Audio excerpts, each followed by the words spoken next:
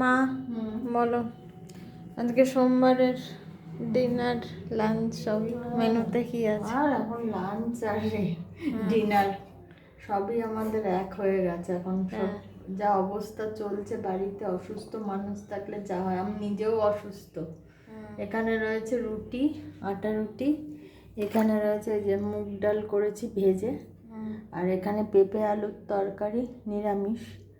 আচ্ছা, এখানে হচ্ছে ওই যে কি মাছ বলে, জ্যান্ত মাছ, জ্যান্ত রুই কাতলা মাছ ছোট, ওই মাছের একটু ঝাল ঝোল টাইপের করেছি, ঝাল তো দিই না ওরকম।